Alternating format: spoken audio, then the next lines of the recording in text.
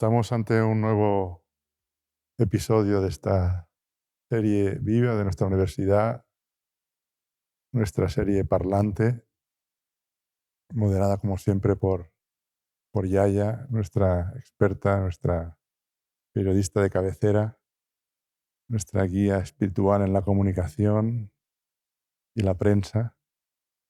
Y hoy tenemos dos invitados súper especiales, dos pilares de esta universidad. Dos personas que han contribuido de forma fehaciente y muy profunda a la construcción de esta universidad.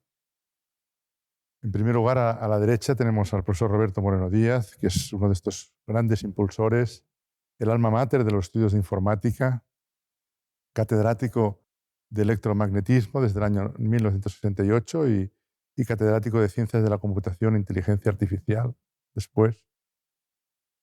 Ejerció de profesor en la Universidad de Madrid, donde se incorpora al Instituto Tecnológico de Massachusetts. De ahí es donde inicia su contacto con la robótica desde la NASA, diseño de robots, y desde el MIR pasa por la Universidad de Zaragoza, donde ya establece un importante grupo de investigación en redes neuronales, visión y computación.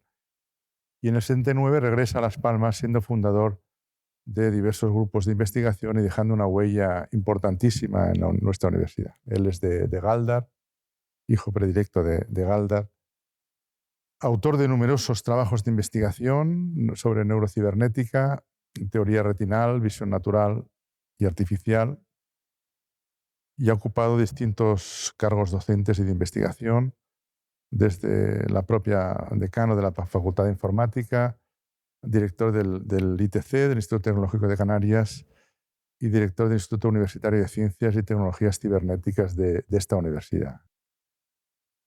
Es, entre otros muchos méritos, académico correspondiente de la Real Academia de Ciencias Exactas, Físicas y Naturales de Madrid, y en el 85 se le concedió el Premio Canarias de Investigación, hijo, como he dicho, predilecto de Galdar, Can de Plata al Mérito Científico del Cabildo de Gran Canaria y académico de la Academia Internacional de Sistemas y Ciencias Cibernéticas.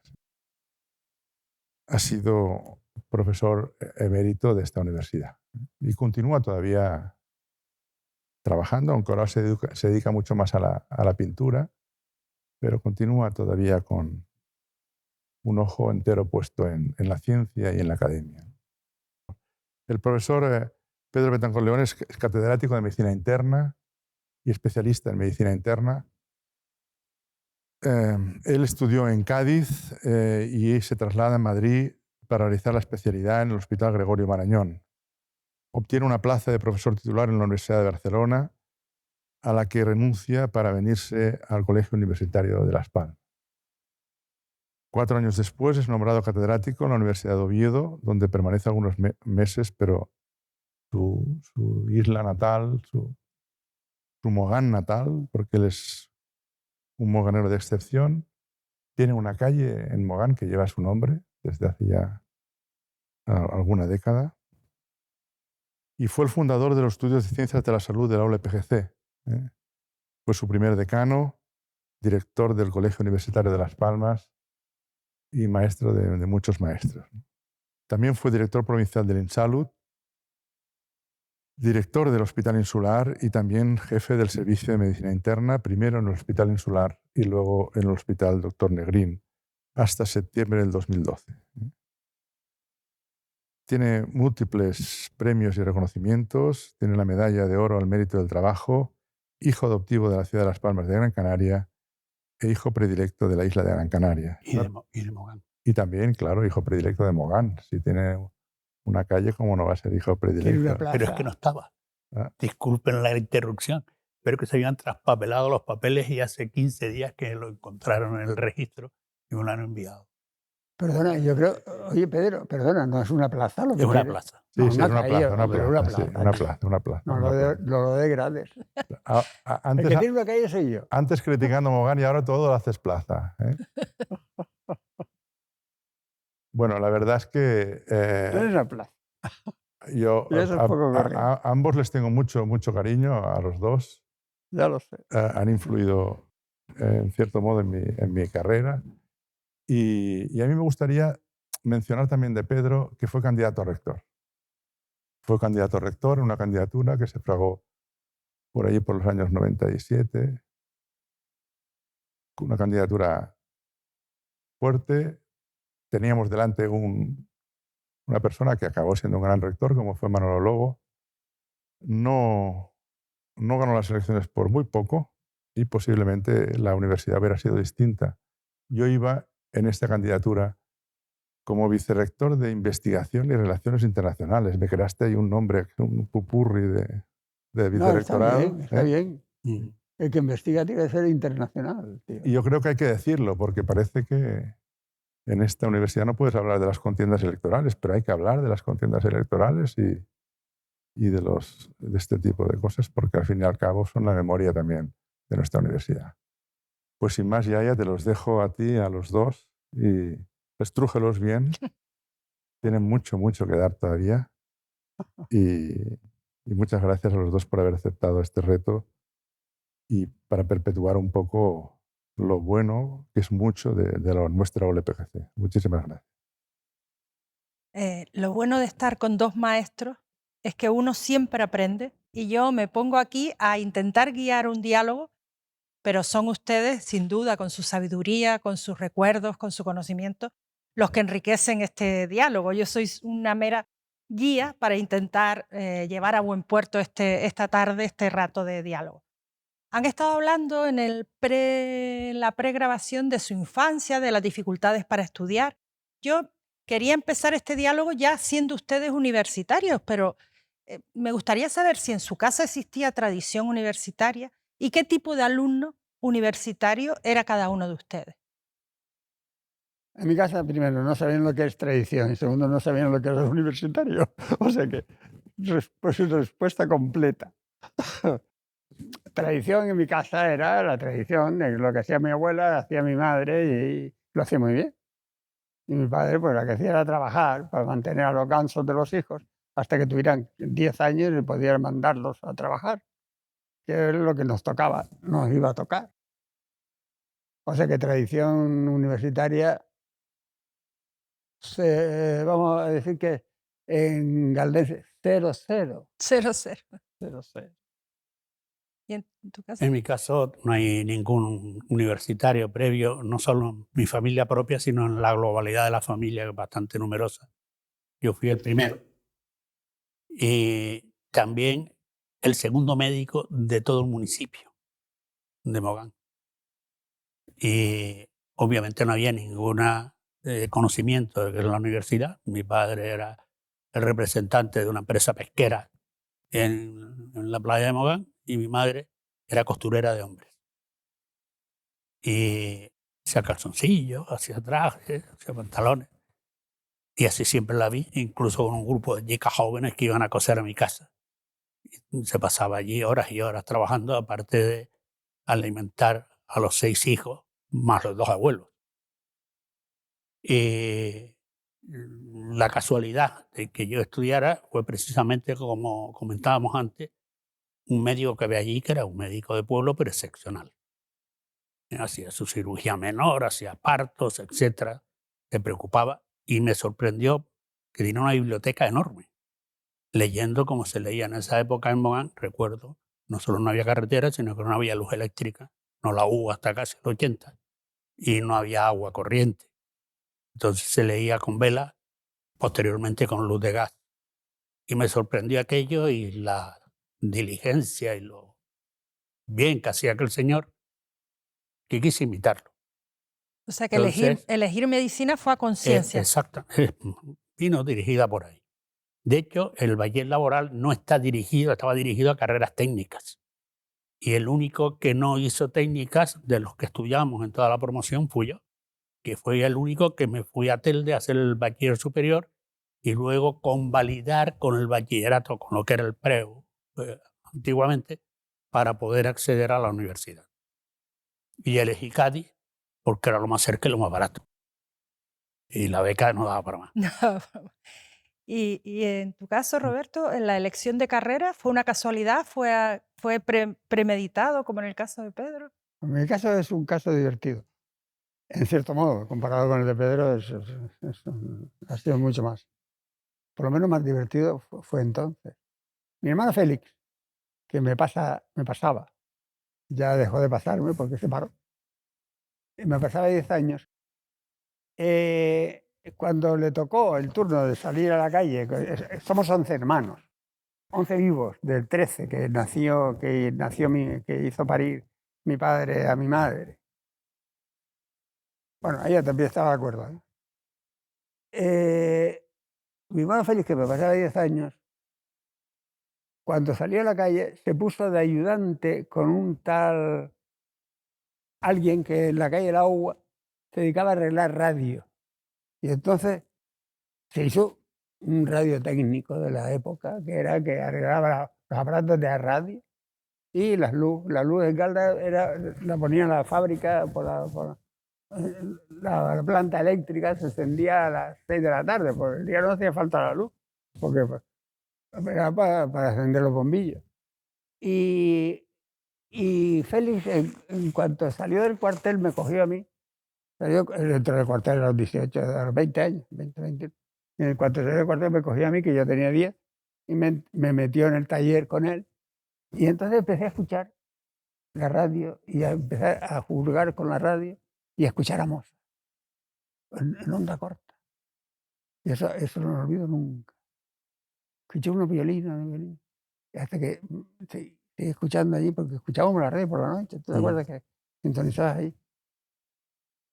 Aquello, y me enganché a la música.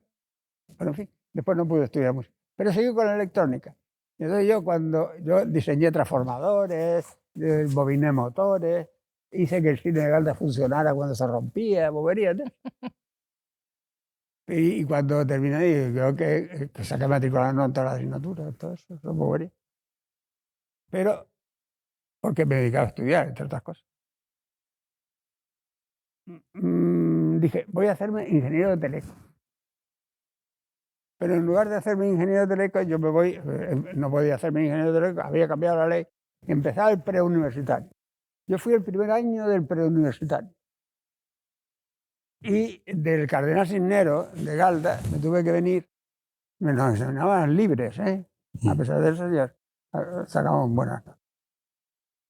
Me tuve que venir al instituto, me fui a vivir con mi hermano que vivía en Guanartema, arriba donde estaba, todavía era la arena, ahí un montón de arena y tal. Y cogí una bicicleta y venía al instituto que estaba en la calle Canaleja. Era don Manuel Socorro, el director. Bueno, el caso es que saqué el número 1 del instituto y entonces me dijeron en Caldas que pide una beca al Cabildo, que el Cabildo da una beca. Pide una beca al Cabildo para ir a estudiar. Una beca al Cabildo y otra beca a sindicatos. Y me dieron las becas para ir a estudiar. Yo quería ser ingeniero de teleco. Me fui a Tenerife a hacer el selectivo, porque entonces había que hacer un selectivo de ciencia para hacer ingeniería. Mi vida fracasada es ingeniero de telecomunicación. Y entonces, estando en Tenerife, el catedrático de física que acababa de llegar de Madrid, en el examen final me dijo, usted se puede ir, que tiene matrícula ahí, pero no me ha preguntado de electrónica, qué es lo que sé. Y entonces el tío se quedó mirando, me preguntó algo sobre la polarización de un tubo pentodo en un amplificador de potencia de audio. Yo se lo dije. Dice, me llamó después, dice, si usted estudia física electrónica en Madrid, le garantizo que entra en el Consejo Superior de Investigaciones Científicas. Digo, lo que yo quería era investigar y enseñar sobre. Pues ya está. Hago lo que dice este señor. Pues de ahí para adelante hice lo que hizo el señor. Y ya está. Ese es el misterio. No hay otro. Podría haber sido poeta. Y porque gané todos los premios de literatura del instituto también. Pintor no, porque está visto que he perdido todos los amigos desde que estoy pintando. O sea que no. Pintor no me había ido, no. Imagino que ambos fueron muy buenos estudiantes porque personas becadas no podían permitirse perder la beca por no ser buenos estudiantes, pero ya desde que entraron en la universidad, ¿pensaron en ser profesores universitarios? ¿Les atraía la docencia universitaria? ¿Tenían buenos profesores? ¿Cómo fueron No, yo esos años? tuve una enorme suerte, porque Cádiz era una universidad que tenía la fama de ser una universidad de paso. Se médico en Cádiz, no sé qué en La Laguna y no sé qué en Granada, total nada. Pues porque los catedráticos en esa época había 9 facultades de medicina en España. Y claro, salía a una plaza cuando alguien se murió o se jubilaba. Entonces, donde primero iba era en la Cádiz y se marchaba. Yo tuve la suerte de las 29 asignaturas estrenar, digamos, 22 profesores nuevos, recién llegados, con muchísimo ímpetu. Uno de ellos luego fue mi maestro, pero otro que llegó, estuve de alumno interno por oposición desde el tercer curso con él, remunerado, que se remuneraba en esa época, el alumno interno, que iba poco a clase y que echaba como si fuera un residente hoy día, pero de estudiante. Y entonces me gustaba la enseñanza y además me gustaban los profesores. Tuve una suerte enorme. Y efectivamente fue de las 29 asignaturas, obtuve 26 matrículas, un notable y 2 sobresalientes. El notable, juro que fue injusto, porque me presenté a matrícula, porque me citaron para presentarme a matrícula que tenía sobresaliente, preguntaron algo que no figuraba y entonces me rebajaron la nota. Pero para todo eso hay que estudiar, ¿eh?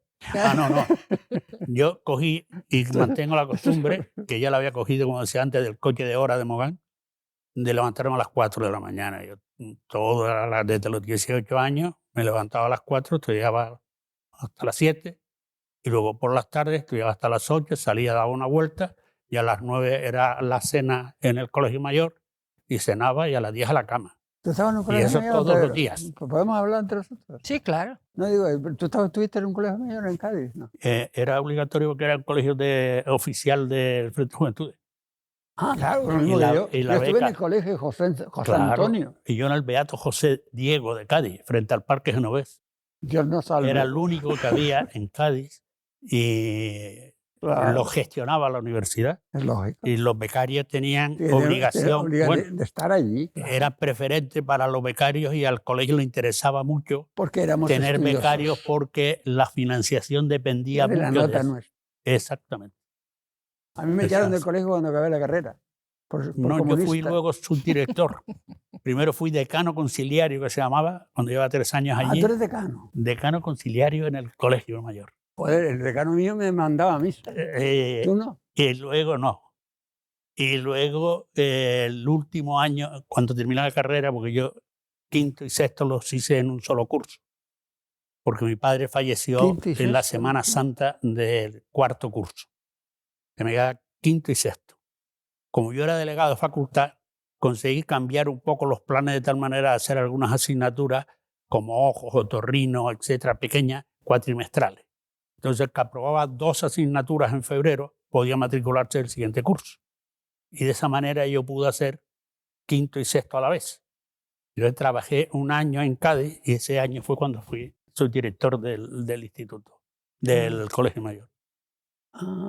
Yo hice en 5 años la carrera. No, el colegio mayor yo creo que ha sido una gran experiencia. Por lo menos para mí El colegio fue, mayor es una maravilla, una pena que haya el disponer, tampoco. Para mí el gran descubrimiento fue disponer de una biblioteca increíble y de una discoteca maravillosa. No, el mío no tenía discoteca.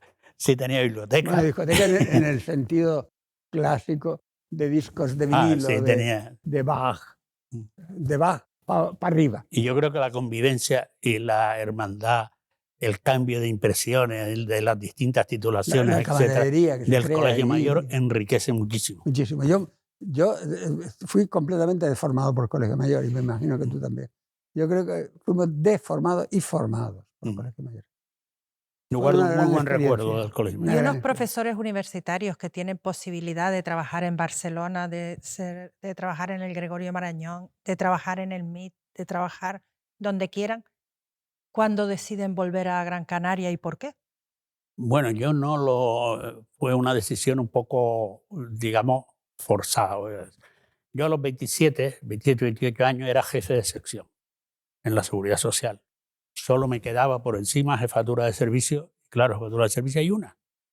Y el jefe de servicio, que era además mi maestro, el profesor Schuller, que fue rector de Madrid, pues tenía 50 y tantos años.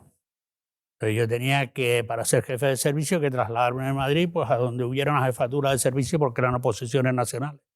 Pues a Soria, a cualquier sitio que quedara una vacante.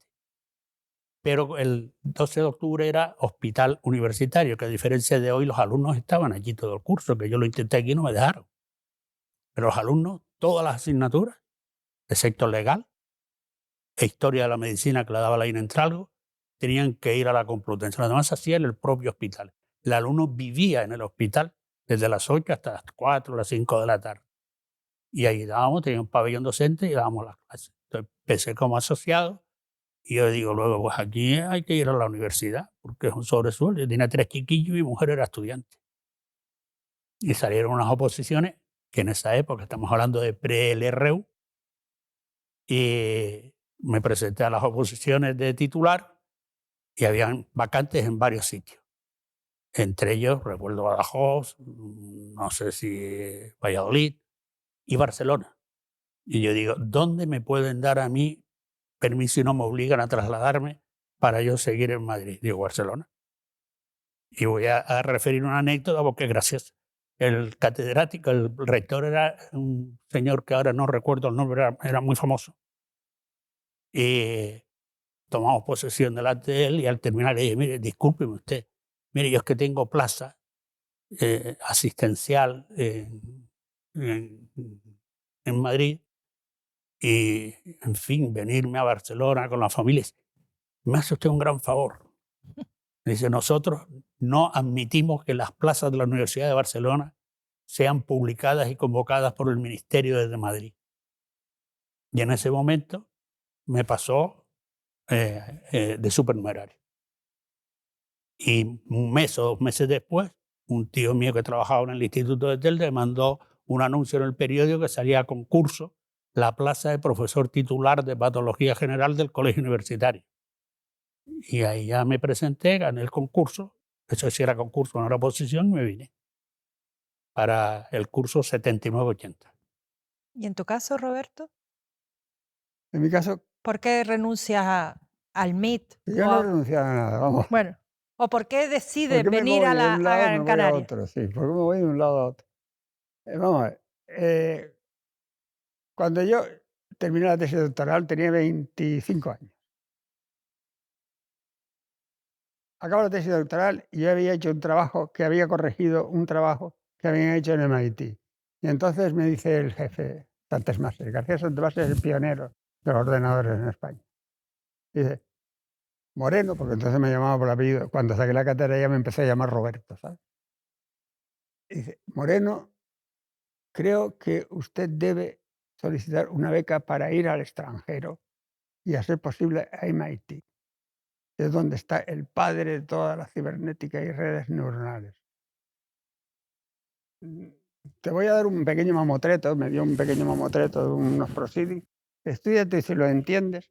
Yo cogí aquello, me lo entendí y corregí un trabajo y mandé una carta pidiendo que, primero pidiendo una beca y segundo pidiendo la admisión en MIT y en Rochester, que era el otro gran. Me admitieron los dos, evidentemente yo decidí por MIT. Y yo era profesor adjunto interino, que se llamaba entonces, que por cierto, allí, en ese entonces, Paco Rubio era mi alumno. Y yo lo dejé. Primero le convencí a Santesmase para que le diera la beca para que lo mandara a Eindhoven a estudiar electrónica en Philips. Y luego, cuando él vino, digo, mira Paco, ahora yo me voy a ir a Estados Unidos y le voy a decir a Santesmase que de hombre adjunto interino. No, antes adjunto interino. Pero yo me fui a Estados Unidos. Entonces, ¿por qué me fui a Estados Unidos? Con eso, con una beca de España. Pero ahí le resolví un problema, que ellos estaban liados con un ordenador y tal. Y eso lo resolví con análisis matemático. Ahí el vicerrector es físico y sabe que el análisis matemático es muy potente. Mucho más potente que los ordenadores de aquí a Lima. Lo que pasa es que no se venden tanto. Entonces, los tíos dijeron, este tío lo podemos contratar. ¿Y cómo lo contratamos? ¿Qué? ¿Doctor de dónde? Me acuerdo que me dijo, Warren McCallum me dice, where are you doctor from? Yo, Madrid. Dice el Ralph Sayers, no me olvido el nombre, el gerente de MIT. Dice, Madrid. ¿Madrid da títulos de doctor? No está en la lista. O sea, para ponerme el sueldo, ¿no? Dice Warren, Harvard. Y me dio un sueldazo, macho. Me compró un Chevrolet. Lógico, tenía 25 años. Entonces tú dices, en esta situación, ¿por qué te vienes a Madrid? Tantas más se me escribe. Roberto, sale en oposición por última vez en la historia de forma directa a cátedra de la universidad. De forma directa. Si eres un doctor y tienes un currículum vitae y tienes un tribunal amigo, entre otras cosas, te haces catedrático por última vez en la historia. ¿Vienes? Digo, no, voy a discutirlo yo. Entre tanto me había enamorado, bobería. Me había enamorado de Galda. Fíjate. Y me casé y eso. Y ya Roberto había nacido. Pero Roberto que no se entera. Y el caso es que, ¿por qué me vine de Estados Unidos? Porque Santelbase me dijo que me presentara a la cátedra, que era lo único. Saqué el número 1, habían 2 plazas, Salamanca y La Laguna. Pero mi colega, que le entró pobre un poco de indigestión, que era un compañero, le digo, mira, no te preocupes, yo, como voy a ir solo un año, porque me voy a ir a ocupar la cátedra, ya lo había calculado, de don Juan Cabrera, de electrónica, en Zaragoza, voy a estar un año en La Laguna, como todos los catedráticos. Vamos a estar un año en La Laguna. Yo me voy a ir, aunque sea de Galda, pero no soy de La Laguna. Y entonces, pues eso, me vine para acá. Saqué la cátedra, saqué el número 1, evidentemente. Me vine tomé posesión de La Laguna y me vine aquí. Y entonces vinieron a verme, y esto es importante, si hablamos de la historia de la universidad. Vinieron a verme Carlos Bosch y Manuel Bermejo al apartamento donde estábamos en las canteras, que yo he dicho, bueno, ponemos un apartamento en la cantera mientras esperamos para ir a Tenerife. Y no, lo que pasa es que mi mujer y los chiquillos estaban en Galda con los padres. Y vinieron y dijeron, Roberto, somos doctores, primero. Digo, yo también. Digo, yo también. Y dicen, necesitamos un catedrático y usted es catedrático, tal, igual, para que se quede aquí. Y encantado, yo, en lugar de ir a Tenerife, me quedo ahí en Las Palmas, mira tú. Firmo ya, ¿dónde hay que firmar? Y porque le exigía, había estado negociando el Cabildo, y ese es el origen de la universidad. El Cabildo ha estado rompiéndose los cuernos, entonces había muchos, en Madrid intentando conseguir la Universidad de Las Palmas. Y lo primero que consiguieron fue que Madrid accediera a crear en Las Palmas algo más que una escuela universitaria, que no se llamaba escuela universitaria. La escuela de Benito y la escuela de Magisterio, es lo que había. La escuela de Benito Mercantiles. Escuela de Benito Industriales, Benito Mercantiles y Magisterio. Eso es lo que había, escuela. Pero una facultad o una escuela de ingenieros, ni de broma. Iba a decir ni de coña, pero ni de broma. Claro. Ponen requisitos 3 catedráticos. Uno de física, otro de química y otro de matemáticas, nada menos. Y eso era difícil entonces.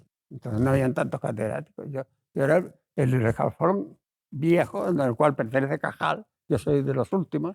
Yo soy 1125. O sea, no éramos tantos. Y lo encontraron Joaquín Ocón, que había tenido un conflicto en Santiago, y dice, a Santiago que le den, y se vino para acá.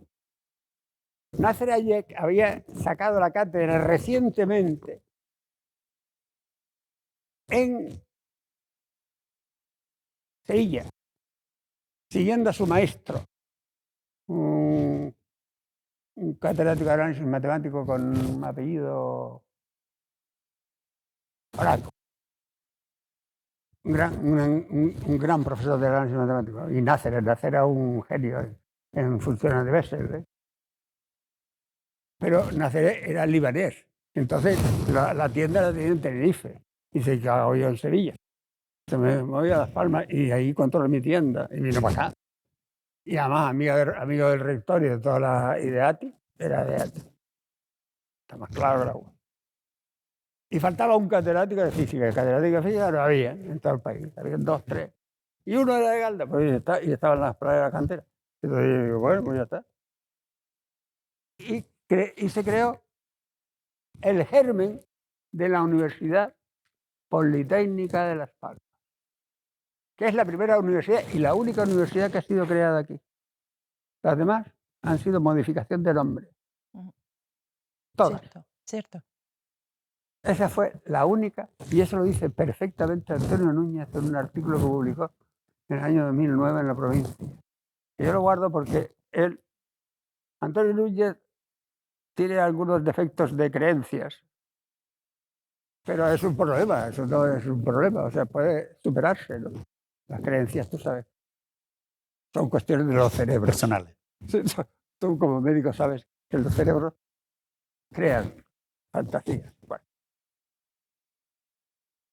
Pero es un observador asombroso y es un notario impecable. Y ese artículo es de una fidelidad que yo recomiendo, si realmente se quiere saber la historia de la Universidad de Las Palmas, leer ese artículo porque es imparcial. Ujú. ¿Y qué universidad encontraron cuando llegaron a Las Palmas? ¿Al colegio universitario o a Bueno, ese germen de la el Politécnica? colegio ¿Cómo era esa? universitario no era universidad, era la división de medicina. En los colegios universitarios las distintas titulaciones se denominaban división. Era la división de medicina que tenía un número muy limitado de alumnos. Bueno, al principio realmente cuando yo llegué no estaba todavía limitado, luego vino el número clausus, pero que estaba hasta tercer curso. Y en tercer curso tenían que irse a La Laguna. Cuando yo llegué no había ningún numerario. Yo fui el primer numerario del colegio y luego el primer catedrático, porque fui catedrático siendo todavía colegio universitario. Pero sí eran profesores bastante buenos y muy formados y gente joven. Y un ambiente fantástico. Y además se trabajaba muchísimo y se leían muchas tesis, que curiosamente teníamos que ir a leerlas a Tenerife. Jamás admitieron venir a Las Palmas a leer la lectura de la tesis. E incluso en muchísimas ocasiones nos nombraban un tutor, que yo recuerdo, bueno, en mi caso eran médicos obviamente, que eran incluso amigos míos, pero que eran asociados o titulares cuando yo era catedrático y me ponían un supervisor para mí. Y que luego firmaba en la carátula de la tesis. Lo de La Laguna, ¿no? Lo de La Laguna. En La Laguna. Te voy a contar. Y Te contaré. luego estaba enfermería, pero enfermería dependía del cabildo. Sí, Estaba al lado detrás. Sí. del colegio universitario, pero dependía del cabildo. Y era autónoma, no pertenecía a La Laguna. Luego había, dependiente de La Laguna, en la época que yo llegué, el 79, empresariales y magisterio. Y por otro lado la Politécnica, que era independiente. La Politécnica donde estaba Roberto. ¿Cómo fue esa primera Politécnica? ¿Qué recuerdas de esa primera Bueno, la Politécnica? Politécnica tuvo un origen sui generis. La Politécnica fue como consecuencia de la acción política del Cabildo, fundamentalmente, y de un diputado, concretamente, del antiguo CDS y tal, esta historia. Se crea, ten en cuenta, en el año 79 la Politécnica. Yo vine aquí en el año 77. Vine en el año 77 convencido. A mí, yo pasaba los veranos aquí y los veranos me reunía con Pedro de Tancor algunas veces, con otro que era... y siempre... ¿se acuerdan del periódico Diario Las Palmas? Sí. Pues el Diario Las Palmas, como no tenía noticias nunca, y sobre todo en verano no tiene noticias, nadie, y menos el Diario Las Palmas. Entonces siempre me hacía una entrevista a mí, porque era un catedrático así como que venía como exótico, ¿no? Que venía. Y me preguntaban sobre la universidad aquí y tal. Yo decía, por lógica, aquí lo que hay que hacer es una universidad grande, una universidad regional, y crear facultades físicas en Las Palmas. Yo vengo y la creo. Y no, entonces me metieron la paz de adelante y crearon astrofísica con trampas en Tenerife. Pero en fin, bobería. Pero quiero decirte que desde entonces yo siempre tuve una relación con la posibilidad de venirme si hubiere Una chance, universidad. ¿no? Y esas surgieron con Lorenzo Larte ya, o sea, y el CDS en el gobierno, ¿no? En los años 77. Aquí se montó un follón en la Escuela de Ingenieros y dijeron, ¿quién quiere venir en el universo? Yo acababa de dejar el vicerrectorado de estudiantes de la Universidad de Zaragoza. Había sido decano de la Facultad de Ciencias, aguantando a catedráticos colegas nuestros muy antiguos que me falsificaban los boletines oficiales del Estado, para engañarme, porque yo era un pardillo. Y llegó y dice, no, aunque tú, Roberto, ¿quieres venirte a dirigir la Escuela de Ingenieros Industriales que tiene un follón? Ocon se había enfrentado a los estudiantes. Se había enfrentado porque simplemente aplicaba una regla que es respeto. Y los estudiantes le va a respetar su abuela. Y entonces él se ofendía. Cuando hoy día te dicen que le va a respetar su abuela, y dice, pues no es normal. Mi abuela me respeta. Lo consideras normal. Pero entonces no era normal.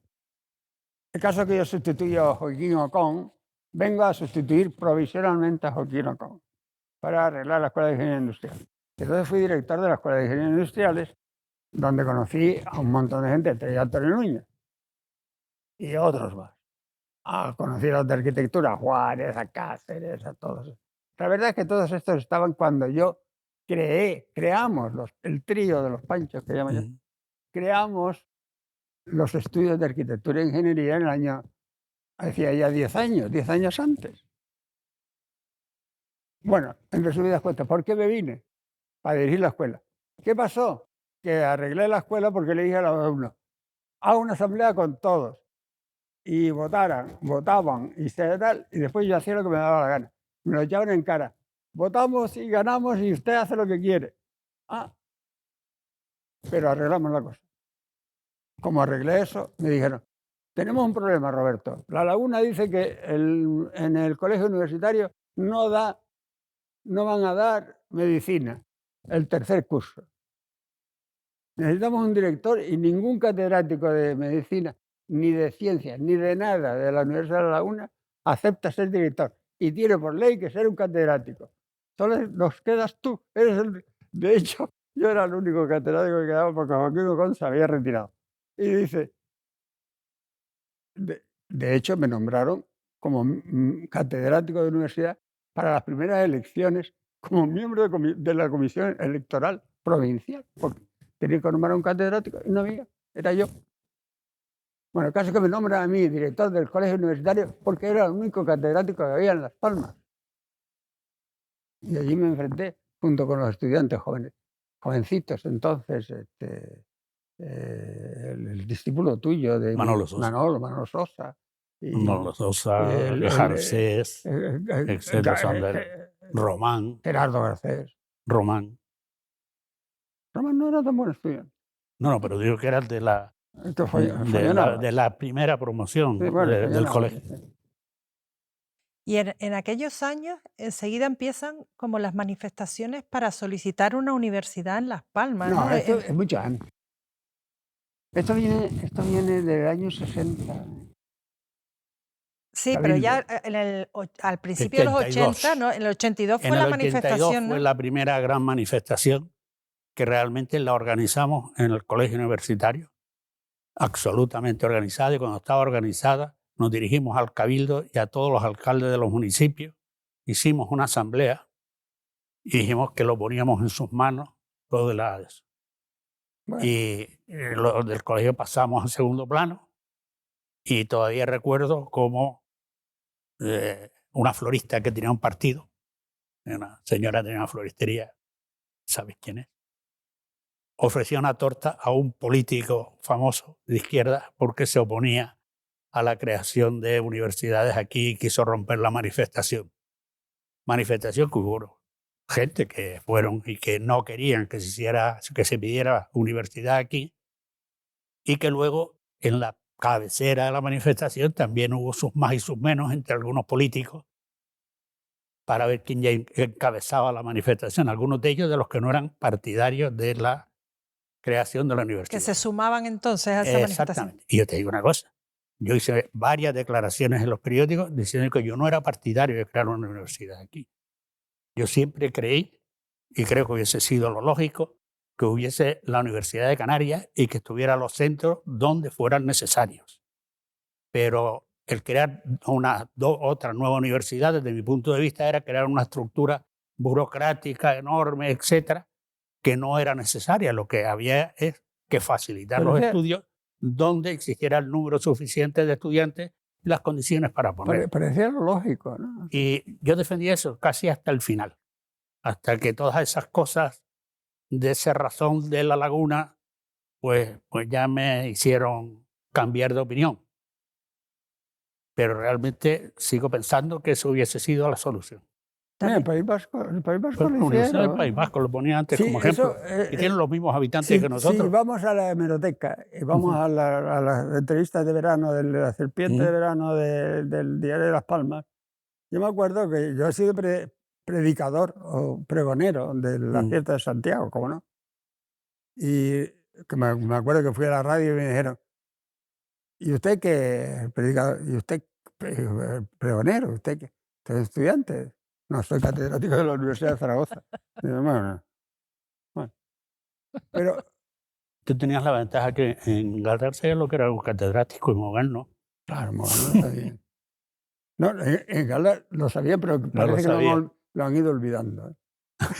De todas formas, lo que quería decirte es que el hecho de La Universidad Canaria, en vez de las divisiones. la universidad global es lo que yo defendía en las entrevistas estas. Es decir, que creen en la Facultad de Físicas, como te dije, aquí, no allí. Y la de Matemáticas, pues aquí, porque allí no hay. Entonces, pues equilibramos. Pero el problema fue sistemáticamente esa negación. Y esa negación al final solo te deja una vía. Todo lo deja una vía. Y la única vía era la ruptura.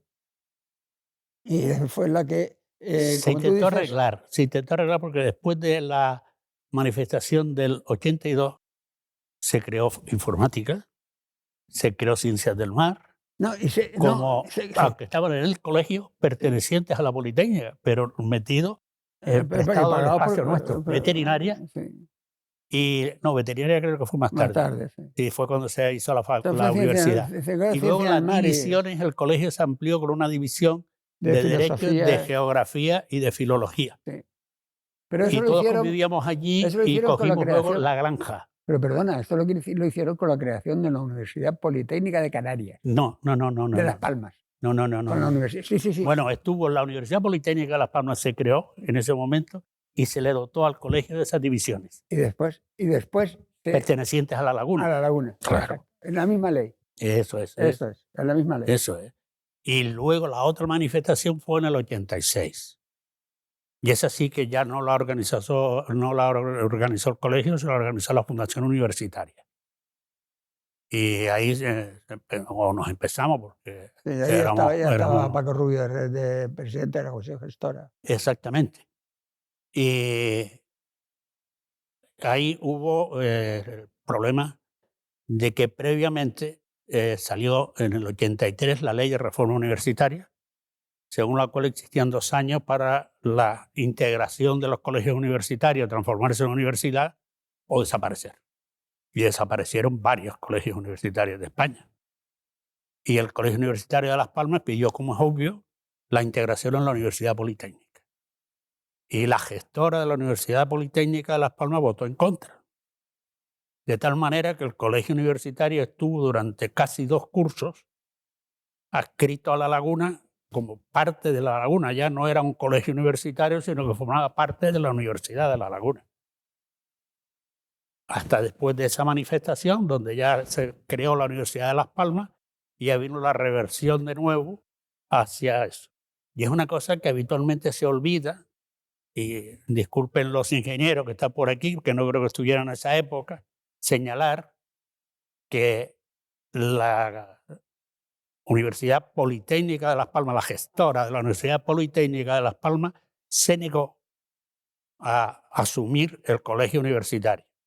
Razones pueden ser muchas. Entre otras cosas, el colegio universitario tenía casi el doble de alumnos que la Politécnica y más del doble de doctores que la Politécnica.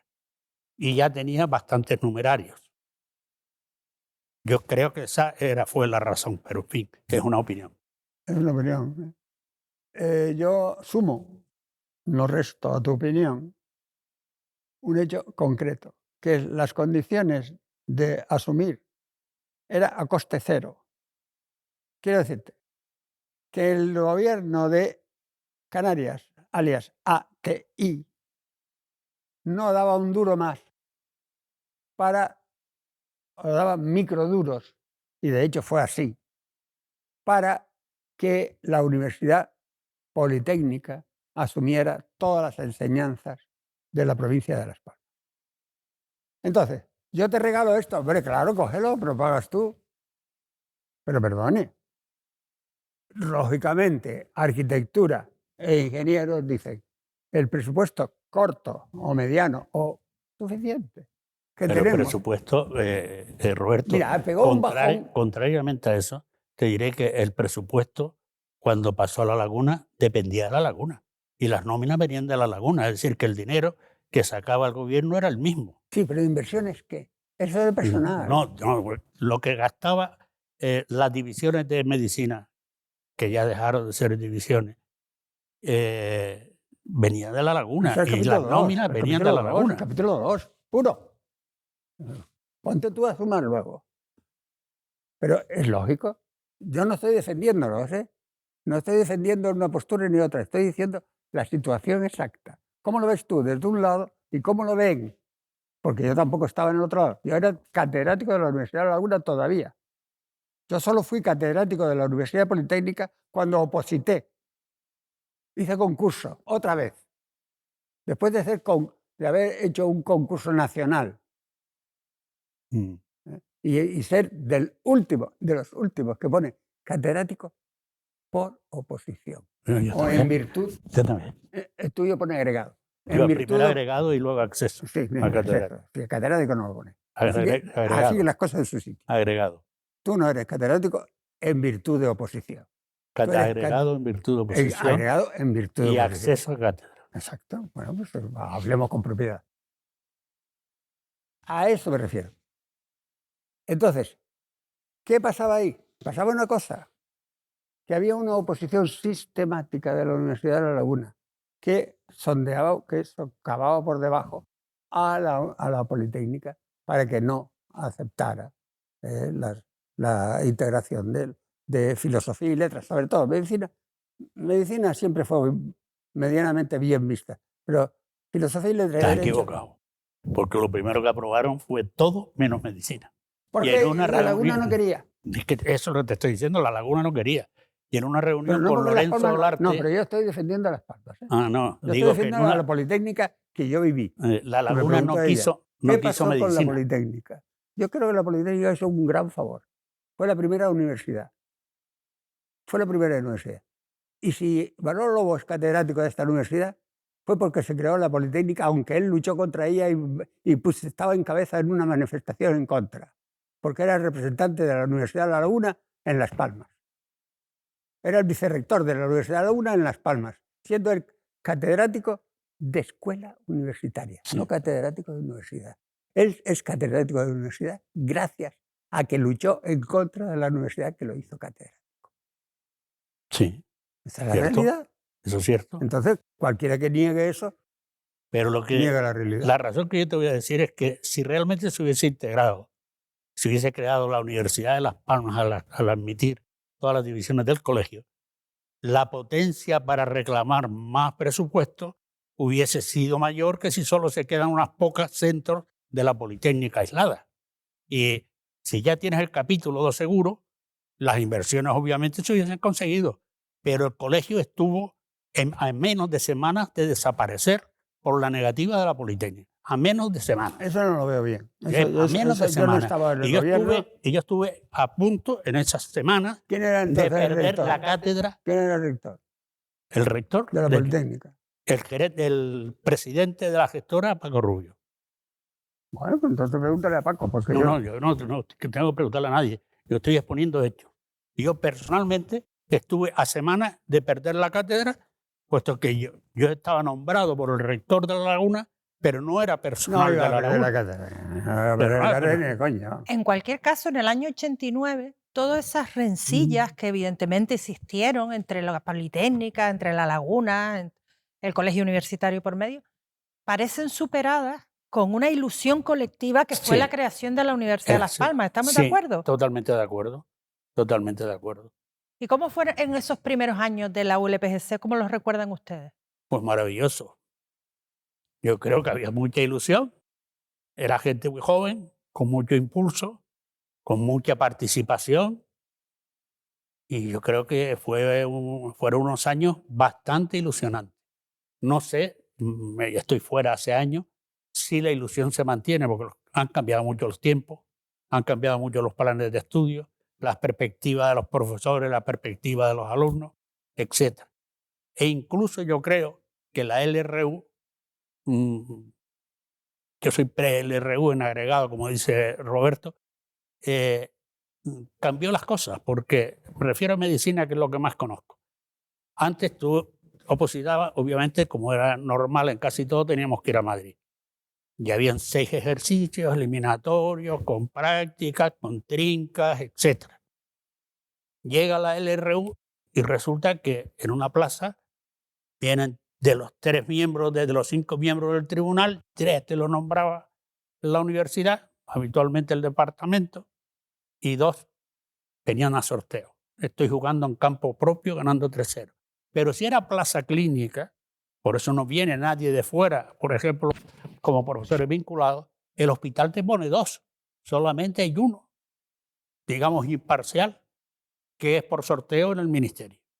Yo creo que eso no es bueno para el desarrollo de la universidad. La universidad, con ese sistema, se hace endogámica, absolutamente endogámica.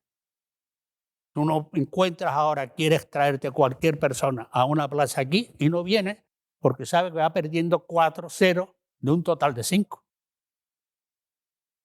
Sí, Y eso no es bueno. claro. ¿Y esos primeros años de la ULPGC, cómo los recuerdas tú, Roberto?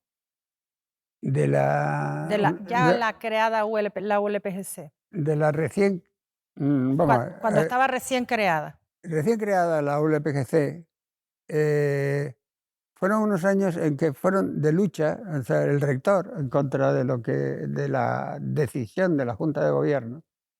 El rector y una comisión del rectorado se desplazó expresamente a Madrid a luchar por que la Universidad Politécnica de Canarias pudiera integrar todas las enseñanzas de Las Palmas, porque ya estaba admitido que podía tener enseñanzas no técnicas. Ya estaba admitido en la creación de la Universidad Politécnica de Canarias. Y entonces esa comisión lo que consiguió, no consiguió prácticamente nada. No consiguió prácticamente nada. Solo fue, pero preparó estuve hablando con Mayor Zaragoza, todo esto lo cuenta Antonio Núñez en ese artículo que digo, y con fechas y leyes concretas, ¿no? Y en definitiva había un sistemático rechazo de los ingenieros y de los arquitectos a la integración con letras, sobre todo con letras. Tú dices medicina, no era con letras. No, yo me refiero a medicina, que cuando se creó la universidad y que ampliaba el colegio y lo convertía, Pero eso es la Facultad de Medicina de Tenerife. inicialmente se había aprobado sin medicina, y que en una reunión en el Hotel Iberia con Lorenzo Larte lo convencimos, y entonces... Sí, pero ¿sabes por qué? Y quiero creer que tú estás equivocado de fecha, porque esa conversión sería antes. Porque cuando se crea la Universidad de Las Palmas, las transferencias universitarias pertenecen al gobierno autónomo. Y quien crea la universidad es el gobierno autónomo, y hay que reconocerlo fundamentalmente por el impulso del arte. Pero las transferencias estaban hechas. Y que Madrid ya tenía muy poco que decir. No, las transferencias estaban hechas, estoy de acuerdo. Pero no hay un acto de creación, lo que estoy diciendo, en cambio de nombre. Y una regulación territorial. Es quizá una finura, una delicadeza. Lo que quería decirte respecto de la Facultad de Medicina es que los problemas de la Facultad de Medicina en Las Palmas, yo los viví como director del colegio y nunca fueron locales. Siempre fue la Facultad de Medicina de La Laguna.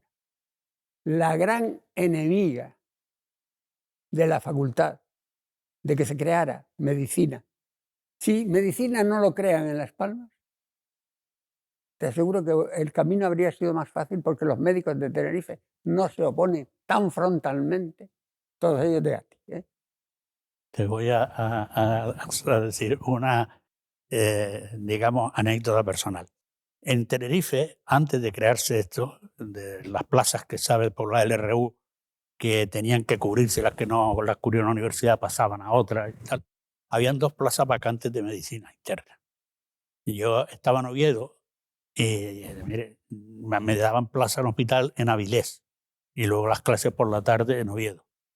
Entonces, mire, yo en Las Palmas llevo el departamento de medicina y tengo plaza. Y además hablaba con el Gomero, el rector Gomero de La Laguna, que dijo que él aceptaba la comisión de servicio. Y me negaron la comisión de servicio en el departamento de la Universidad de La Laguna y esas 2 plazas de medicina las perdieron. Pasaron a otras facultades porque no tenían candidatos. Generosidad. Es una anécdota personal. Eso se llama generosidad. Entonces, ¿quién es el enemigo? ¿Quién fue el enemigo? Ahora no es el enemigo. No. Ahora somos todos amigos. No, yo no hablo de enemigos. Yo sí. Yo no hablo de enemigos. Yo sí, porque si hay que luchar, es un enemigo. ¿O no? No lo sé. ¿Y de sus años académicos, cuál recuerdan como el mejor momento y el peor, vivido como profesor, como académico de la universidad? Los peores, o el peor año, fue en el colegio universitario, cuando el cabildo decía, luego lo sufrí también en el hospital, que eso no era una competencia del cabildo y que por lo tanto eso lo tenía que pagar el gobierno. Y entonces pues dejó prácticamente de financiar al colegio y yo tenía que firmar las nóminas como director a final de mes y luego ir y gestionarla en la caja, que yo me imagino que eso porque desapareció, pero yo iba a tener una deuda ahí increíble, porque teóricamente la avalaba el cabildo y la pagaba el cabildo, pero quien firmaba y entregaba eso era yo. Pena de tarjeta negra. Incluso recuerdo estando de vacaciones en Fuerteventura, que la caja era agosto y no habría ahí los responsables que conocieran el negocio, pues se negaron a pagar la nómina y tuvieron que venir de urgencia Eso. a solucionar. Es decir, que más que un problema académico, es un problema de gestión. Y luego ocurrió lo mismo en el Insular. En el Insular en el 97, Carmelo Artiles, que yo creo que es pertinente, que fue el último presidente del Cabildo que realmente hizo muchas cosas, se empeñó también de que los hospitales eran sanidad pública y que tenía que pagarlo eso y no el Cabildo. Y entonces, como el INSALU no asumía la gestión del hospital y el costo del hospital, y estaban ahí en lucha, y dice, oye, hazte tu cargo de la dirección. Yo había sido director en el año 80, 83, algo así. Y yo, esto. Bueno, teníamos que pedir al materno antibióticos, suero, apósitos. Y el materno nos suministraba y nos ayudaba mucho. Y entonces yo llamaba a Eligio, que era Eligio Hernández, que era delegado del gobierno, y compañero mío de milicia, y le decía, Eligio, ahora mismo manda una carta al juez de guardia diciendo que el hospital no reúne las condiciones de seguridad para hacer asistencia sanitaria. Oh, no hagas eso, no hagas eso. Al día siguiente teníamos una reunión en Madrid y nos íbamos el grupo de gestión del Cabildo y yo a Madrid, nos reuníamos con el INSALU y a través de 8 o 10 reuniones asumió el INSALU el hospital en el año, precisamente el mismo año casi que se creó la universidad, un año antes. Y fue el primer hospital de Diputación o Cabildo que lo asumió. Fue por la presión de Carmelo. Pues antes de saber el mejor momento, ¿cuál es el peor momento de...? No, un segundo. lo que dices es sintomático de que la desidia del gobierno de Canarias. Está más claro que el agua. ¿Por qué en Tenerife esos problemas no surgieron nunca? Y surgieron aquí, en los hospitales públicos. Porque Tenerife está habitada por tinerfeños, por chicharreros. So much for that. O sea, la explicación está más clara que el agua. O sea que yo siento que tú hayas sufrido, yo estaba en la Politécnica y por lo tanto ni sufría ni sentía. Quiero decirte, la verdad es que pasaba bastante de la política, he pasado mucho de la gestión, tú lo sabes. Eso me ha perdido, en cierto modo, entre comillas, me ha perdido, ¿no? Y nunca he aceptado cargos de dirección porque lo mío no es dirigir administrativamente. Nunca lo tuyo tampoco, por eso es de los peores momentos que has pasado. Yo el peor momento que pasé fue como decano de la Facultad de Ciencias de la Universidad de Zaragoza, previa a la muerte de Franco. Entonces, desde ese momento yo decidí que solo admitiría cargos tal que fueran light.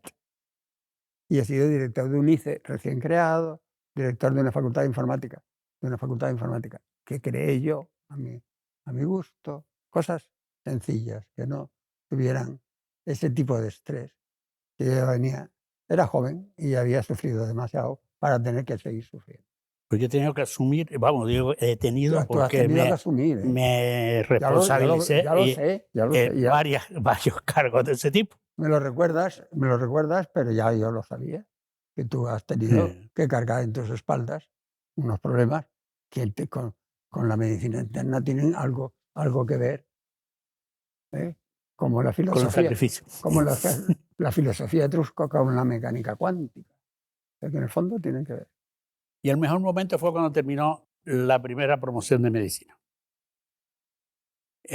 Nosotros teníamos ya por costumbre, al terminar tercero, hacer una clausura de curso vestidos de doctores los que lo eran, y que además iban, pues, Carlos Bosch, por ejemplo, que no era profesor, pero los invitamos, y otros muchos que eran doctores, y hacíamos un acto solemne en el salón de actos, con coro y con el ¿cómo se llama el himno? Que ahora el Gaudeamus, sí. ¿No? Con Sanabria. Y luego en la clausura hicimos una cosa muy solemne de la primera orla de medicina, y que fue además un grupo fantástico de médicos, pequeño porque teníamos un número muy reducido de alumnos, pues terminaron unos 40 y tantos, y fue un momento espectacular, es tanto el curso como la culminación del mismo. El tener ya unos graduados. La primera promoción, sí. ¿Y en tu caso, tu mejor momento, Roberto? Mi mejor momento en la Universidad de Las Palmas. ¿En la universidad? En las universidades de Las Palmas, en las diversas universidades de Las Palmas de Gran Canaria. Y en todas las universidades. Es complicado, porque eso no espera que te pregunten por tu mejor momento. ¿Cuál ha sido tu mejor digestión? Pues la última. Pues posiblemente mi mejor momento ha sido el último. O sea, ha sido cuando he pintado un cuadro del rector y él lo ha aceptado. Ah, bueno. Pero ambos son maestros. Si vamos en serio de la universidad, quiero decirte que la universidad no puede decir que tenga un mejor momento. Yo creo que no se puede decir. O sea, tienes un montón, cada tipo de vivencia tiene un mejor momento. Eso es como cuando te enamoras. Cuando te enamoras, tienes un gran momento. Después la cosa va. Como una gaussiana. Con suerte, una gaussiana. A veces son dos exponenciales que caen así. Pero tú tenías claro que no querías gestión o que no te gustaba. No pero me el gusta profesor, A mí no me gusta la gestión. pero el profesor Yo Betancourt, he huido y Pero he tú has desechado pero te trabajado bastantes presentaste, cargos. quisiste presentarte a rector para Yo no gestionar quise la universidad. presentarme a rector. ¿Cómo fue aquello? Hay gente, bueno, hay vamos mucha a gente, contar. y este señor es el testigo. Ahora vamos a Yo contar. no quise presentarme a Él no rector quería. y me supuso algún sacrificio el tenerlo que hacer porque tuve que renunciar a algunas cosas para hacerlo. No, Ajá. entre otras cosas no En le gusta. Presiones, te estaban- eso te- es un cargo que no me gustaba. Te Que no te empujaban, gustaba, ¿no? si tú Te, Que no me no- te gustaba y empujaban. además yo me he considerado Eso, que soy lo bueno que clínico, tenemos este y yo es que no que decimos las soy cosas a la cara. clínico y el separarte 4 años de la clínica, Mm. cuando yo tenía 50 y tantos años, volver a reciclarte, eso no es fácil. Y a mí la política universitaria de rector no me interesaba, ni personalmente, ni yo estaba muy bien como estaba.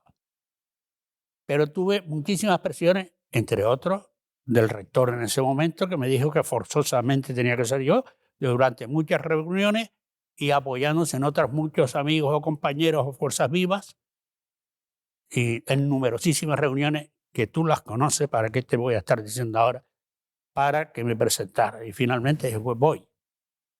Creé un equipo que creo Pero bueno. que era muy bueno, que era muy bueno. Bueno, yo digo bueno. Y el programa probablemente era muy innovador. Y según las encuestas, que si se le dan valor o no se le dan valor, 48 horas antes las elecciones eran mías. Pero hubo una cena famosa con estudiantes, la víspera o la antevíspera de las elecciones, y yo gané en profesorado, gané en paz, y de los 60 votos de alumnos tuve 1 de un voto de medicina. Y así perdí yo las elecciones. Me liberé. Me liberé. De momento me sentó muy mal. Claro. De momento me sentó muy mal. Ah, claro. Y me sentó mucho peor cuando alguien de los que me habían impulsado mucho para que me presentara, me llama 48 horas después y en vez de preguntarme cómo estás, cómo te sientes y tal, me dijo, te llamo porque creo que tu grupo me está criticando. Eso fue lo que peor. Pero obviamente en el momento me sentó ¿Visto mal. en la distancia? ¿Visto en la distancia? Me alegro mucho de Dicen que no la haber, distancia se le olvidó. de no haber sido rector. Y visto en estos años, o sea, estuvieron décadas en la universidad en activo. El profesor Roberto Moreno, aunque ya no está activo, sigue organizando algún Eurocast y alguna cosa en la universidad. El profesor Betancourt nunca ha dejado de ser el gran maestro de medicina. ¿Cómo han visto la evolución de la ULPGC? O sea, desde cuando empezó la ULPGC a cuando ustedes pues, dejaron de estar en el día a día, ¿cómo vieron esa evolución? Yo creo que, como decía antes Roberto, con el amor, la ilusión con el tiempo se pierde o se aminora. Y yo no creo que el estado actual de la universidad o responde a las perspectivas o los objetivos que yo creía que tenía que cumplir o que debería estar cumpliendo. No estoy dentro de ella, desconozco muchos detalles internos, pero creo que las esperanzas de lo que tenía que ser y lo que yo veo desde fuera que es, hay una gran diferencia. ¿También lo crees, Roberto? Bueno, yo creo que el gran problema, Pedro, es, te voy a dar mi opinión a ti y al resto, de los que quieran oír, pero sobre todo a ti, que eres un hombre casi de mi quinta, mucho más joven, ¿no? El gran problema es que la universidad es, como diría un físico, es un ente antientrópico, o sea, crece con entropía negativa, a diferencia, o sea, que intenta, es como una nevera, intenta disminuir la temperatura de un sitio en un desierto. Entonces, una universidad como la que conocimos nosotros es una universidad del conocimiento. Una universidad del conocimiento es una universidad que solo se mantiene en una sociedad rica. Solo se puede mantener en una sociedad que sea capaz de mantener esa entropía negativa a fuerza de chupar a otros países, claro.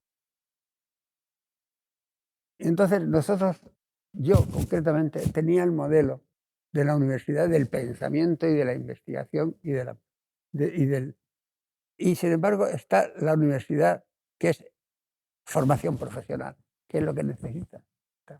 Si fuera una formación profesional buena, yo estaría satisfecho. Pero yo creo que no lo es. Porque es un híbrido. Mira, ahora mismo, y vuelvo a polarizarme, que quizás no debiera medicina. Un alumno de segundo de medicina ya no está pensando en hacerse médico. Está viendo cómo puedo obtener una máxima calificación en el MIR. Y ya va a clase, bueno, hay unas comisiones de apunte, que aparte de dejarle tú la presentación, corregirle, que te mandan por correo electrónico los apuntes y se los corriges y tal. Entonces no les interesa el saber, conocimiento. No les interesa saber, pero eso coincidimos. Entonces está exclusivamente Enfocado a pendiente emplearse. de ver si esta pregunta puede ser pregunta de MIR o Para- no pueden ser ¿Pero para preguntas qué? de MIR. Para emplearse. Y me imagino que las demás titulaciones o- que no conozco, pues debe ser algo por el estilo. Pero es para emplearse. ¿O tú crees que estudia el MIR para saber más de mí? No. No. Pues Si para la posición de ganar un MIR, sueldo, coño. la posición de MIR Caramba. era muy buena cuando habían muchísimos alumnos antes del número clausus y sin embargo salían muy pocas plazas de MIR y era una prueba eliminatoria. Lo que pretendía era eliminar, no valorar el conocimiento. Y eso ya hoy tendrían que Si cambiarlo. la la forma. universidad se dedica a producir gente para que tenga un sueldo, que es lo que la gente pide, es lo que la gente pidió.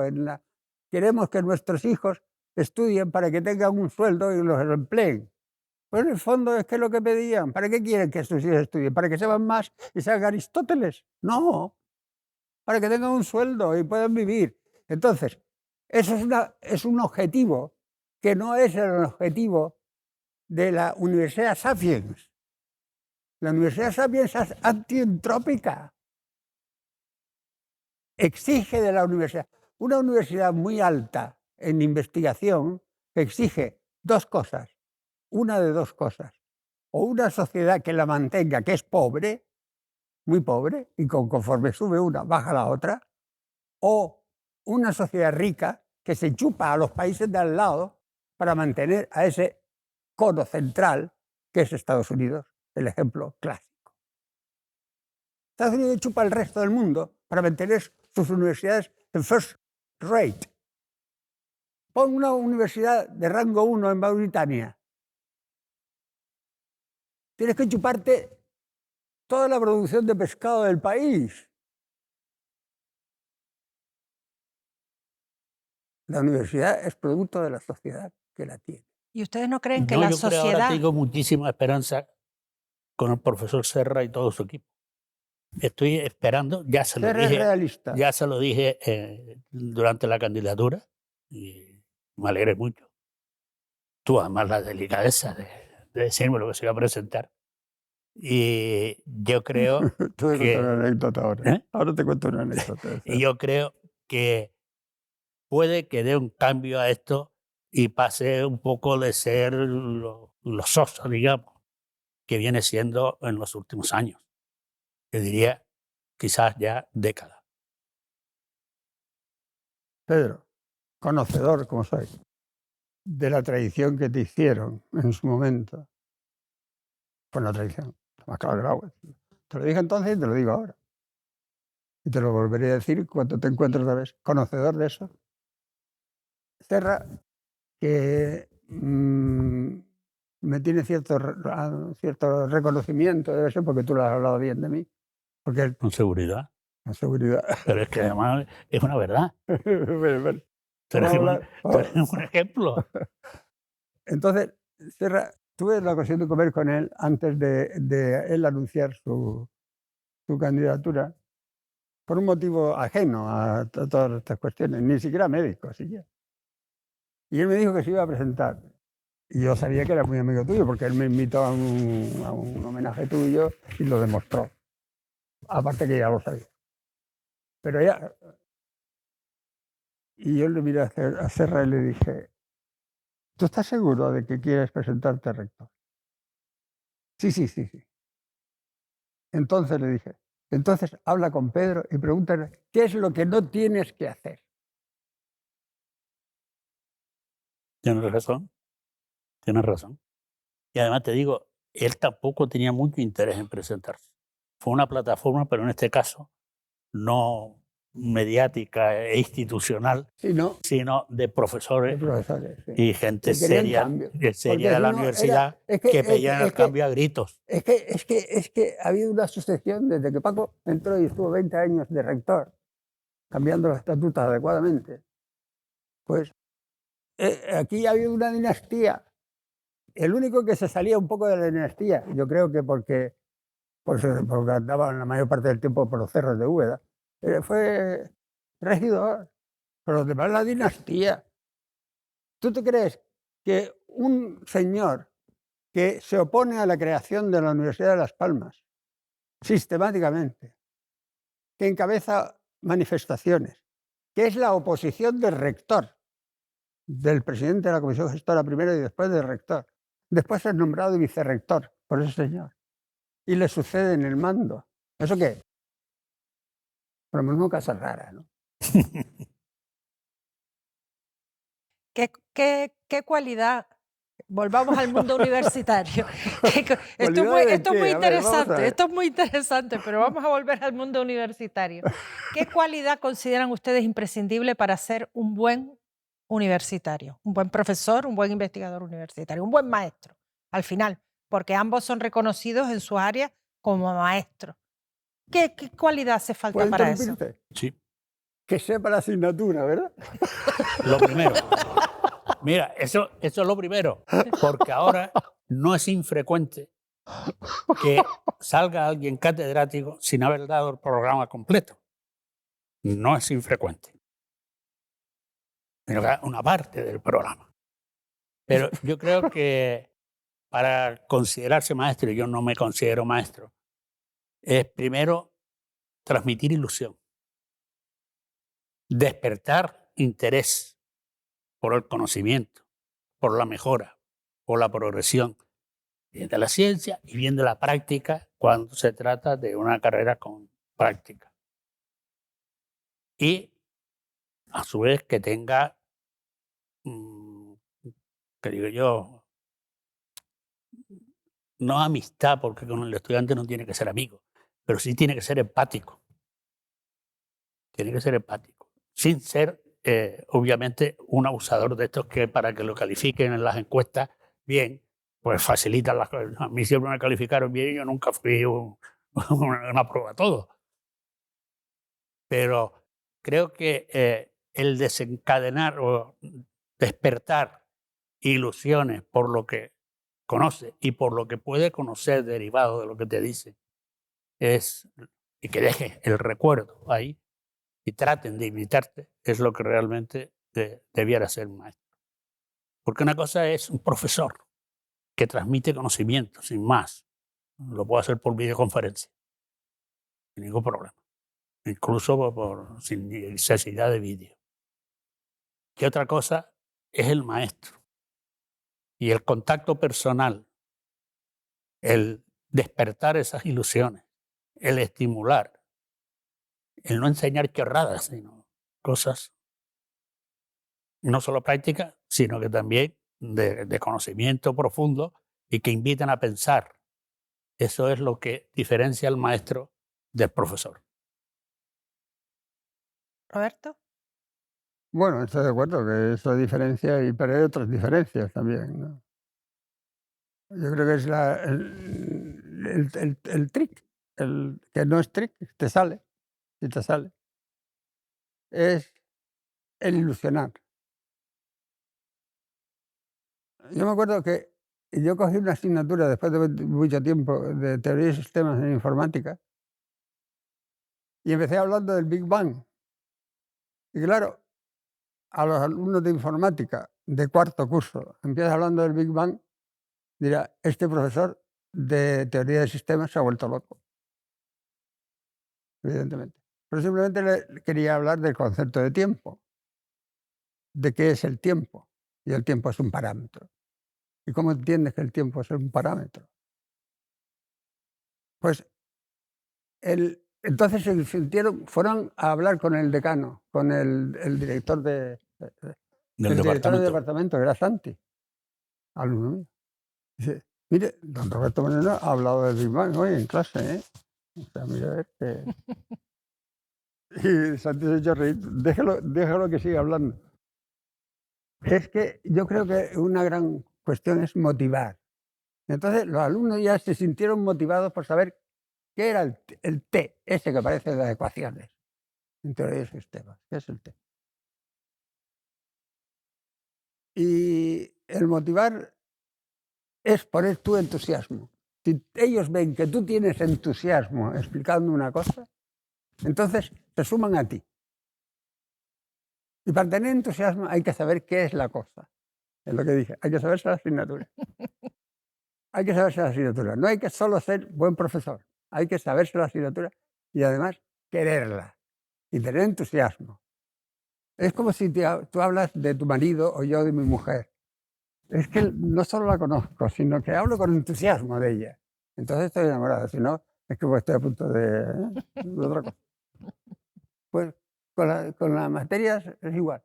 Si ves un profesor que explica con entusiasmo, que te tira la tiza, si estás tú mirando a otro lado, te tira la tiza a la cara, es un buen maestro. En medicina hay que tener cuidado porque te le tira la tiza y te suspende 3 años seguidos. O sea que, pero en fin, son muy conservadores.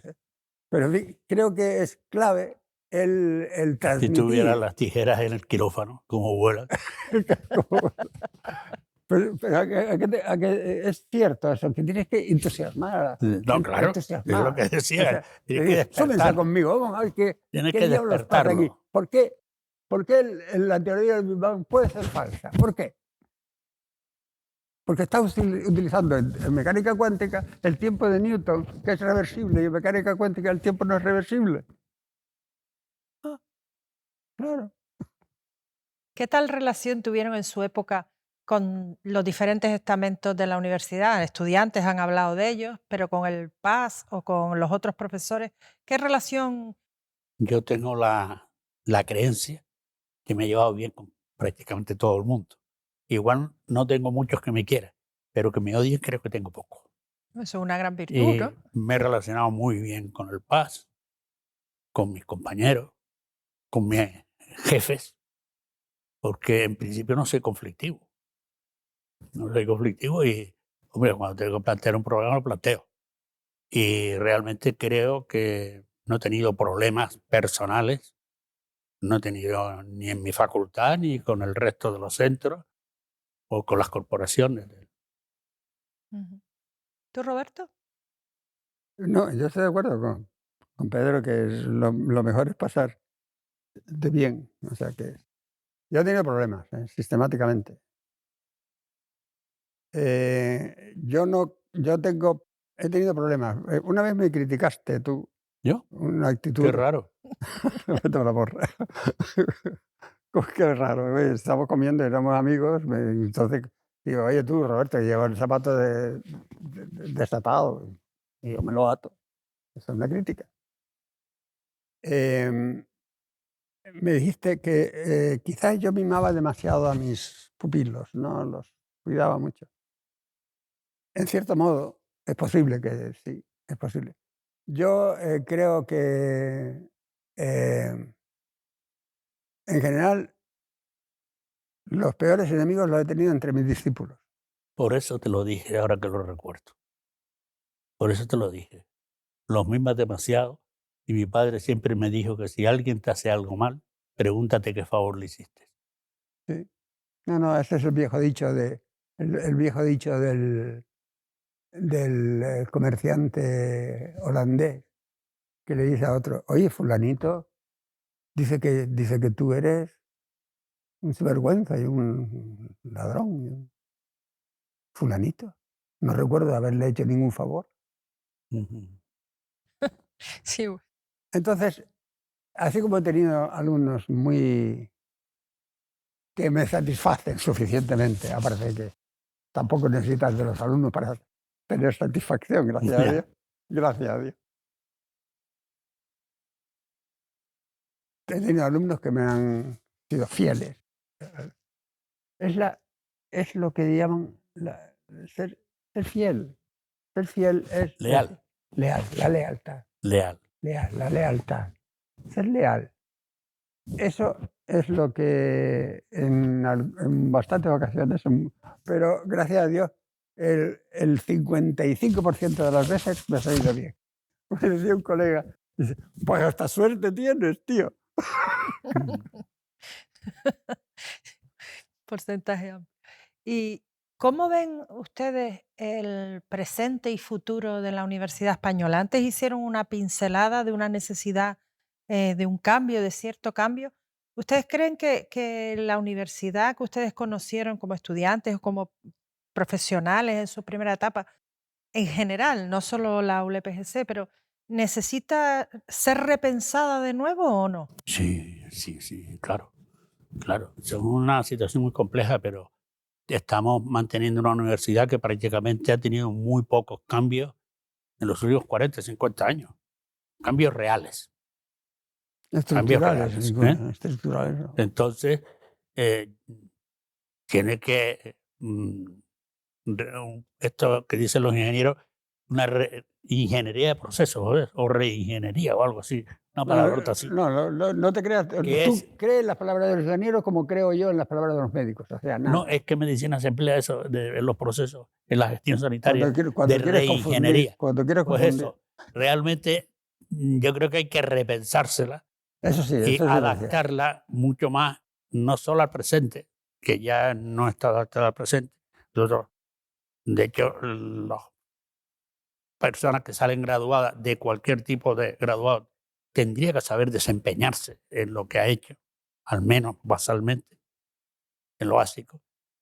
Y se han hecho los másteres. Los másteres tendrían que ser para una especialidad muy concreta dentro de ese grado general.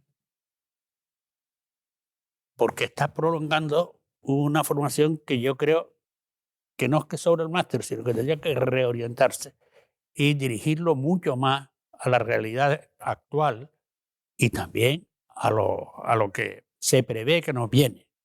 Y muchas veces estos másteres y estos cursos de formación se hacen más que por necesidades que pide la sociedad, porque algún profesor necesita tener alumnos o hacerse créditos y cosas de esas, esa es la verdad. Sí, sí, Que a veces no se sostienen. Entonces, yo creo que hay, no solo eso, yo creo que en los planes de estudio en general hay que dar una vuelta. No sé cuál, y tendría que pensar mucho y discutir mucho, pero por supuesto hay que cambiarla. Perdona que yo interrumpa. Yo pensaba que esto era un diálogo entre nosotros y tú moderabas, pero en fin, parece que no, pero en fin, da igual. ¿Qué? No. Es un diálogo entre nosotros, ¿no? Entre nosotros. Yo creía que le estábamos contentando a ella. No, ella es la invitada de aquí. Vale. Ella no interrumpe. Lo puedes hacer como quieras. Yo intento interrumpir poco y dejarles hablar. Ya lo veo. No, yo te interrumpiría sistemáticamente, como si estuviéramos comiendo, que es la realidad. Si estuviéramos comiendo era mejor, ¿eh? Sí. Pero yo creo que la universidad que tú entraste, en la que yo entré, era una universidad en la que lo que pretendíamos saber cada vez más. Por lo menos yo, y tú también. Tú querías saber. De hecho, tú te has leído todas las revistas del mundo ha habido y por haber para saber cuáles son los últimos síntomas no detectados de no sé qué coño, de no sé qué caramba. Y entonces esa universidad, por el saber, lo que queríamos es que ese saber nos diera para vivir, punto. Y por eso nos dedicamos. O sea, yo concretamente me dediqué a lo que me dediqué, a estudiar redes neuronales y ver si podía resolver problemas como los que resuelve el cerebro, porque es divertidísimo y además está muy bien, porque tiene muchas matemáticas y es bonito. Y sirve para resolver problemas y tal. Pero no era para buscar un empleo. Problema, que al crecer la población, entonces, haz falta. La gente quiere. Resulta que si tienes un título universitario, tienes más probabilidades de tener un empleo en tal. Entonces todo el mundo tiene que tener un título universitario. ¿Cómo surgió la universidad? Por la necesidad de las familias, de las palmas, de colocar a sus hijos. Las cosas como son. Y entonces, el problema es que la universidad se está transformando en una fábrica. O sea, se está perdiendo. No es problema. Si es la misión de la universidad, bendito sea, hágase las universidades tecnológicas que han hecho los alemanes. Técnicas Schooler, ahora la llaman técnicas Universitat. Las universidades tecnológicas. El Eurocast se alimenta casi exclusivamente de gente que está trabajando en universidades tecnológicas. ¿Por qué? Porque es un tema de desarrollo y de aplicación práctica. Pero la Universidad Humboldt es una universidad del saber.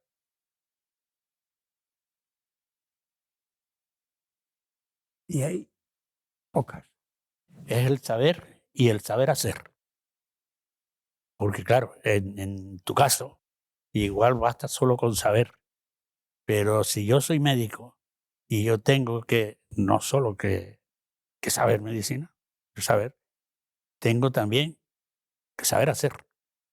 De nada me sirve un médico que esté, que además tú los conoces como los conocía yo, siempre en el laboratorio, que es muy, muy sano, que haga mucha investigación, y que luego saque una plaza de cirujano, como lo viste yo, o de eso, y que luego llega y realmente no opera nunca en su vida. No, bueno. Entonces, si uno está motivado porque le gusta la profesión, obviamente tiene que saber, pero también tiene que saber hacer. Claro, pero eso es practitioner. Claro, pero eso yo no digo que no tenga que haber gente que sepa hacer. Tiene que ser. Precisamente es eso lo que es importante, saber hacer. De hecho, en la práctica es lo importante es saber hacer. Ahora, ¿quién dice lo que hay que hacer? Es el que piensa. Las dos cosas. Entonces, lo que habría que hacer es eso, una subclase de médicos. En tu caso, yo no me quiero meter con la profesión. No te metas. Una subclase de médicos que son los que actúan y la gran clase que son los que piensan. Esos no son médicos. Bien, entonces, ¿cuáles son los Eso médicos? le podemos dar otro nombre, como biólogo o del hombre o lo que tú quieras. Pero el médico, por definición, es el que escucha, diagnostica y hace posible cura. Y cuando no puede curar, por lo menos alivia. Es un hombre práctico, ese tiene una fauna que atender. Pero ese es el médico. Pero un médico, así como te preguntaba antes, ¿qué es física teórica que existe? Yo no entiendo la medicina teórica. Eso es vivir en una jaula de Faraday, aislado de todo, teórica, y además no podrá entender absolutamente nada si no está en contacto con la realidad humana donde se ven esos procesos. La Facultad de Medicina debería llamar Technical School of Medicine. Debería llamarse, porque realmente lo que importa es su aplicación práctica en un colectivo de borregos. La aplicación práctica, la mejora del conocimiento, la creación de nuevos conocimientos. Todo eso lo hace la Technical School. Para aplicarlo. Todo eso, para aplicarlo. Pero, claro. Para aplicarlo. Es que hay. Pero no hay filosofía. Hay ciencias que tienen una parte práctica y otras que son ciencias puras, en la visión clásica que te enseñaron a ti y a mí. Bueno, en esa visión clásica está Desmodés.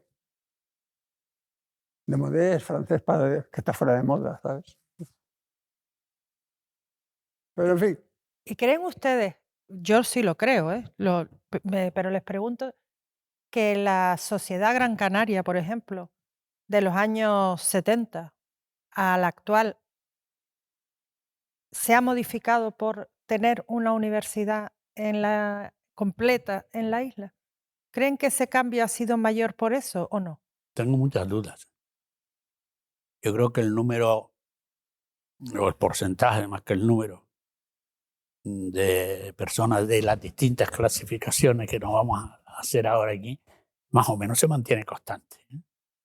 E incluso sociedades teóricamente mucho más adelantadas que la nuestra, pues tampoco es que influya mucho. La universidad, por mucho que se quiera hacer popular, es otra cosa la universidad popular. La universidad es el centro del conocimiento, del saber, etc. Y obviamente eso a la población puede irradiar la práctica que adquieran en esos centros algunos profesionales. Pero no creo yo que al constructor o eso le hayan modificado mucho. Bueno, que no tiene que mandar a un hijo fuera y que la gente puede estudiar aquí y antes no se podía.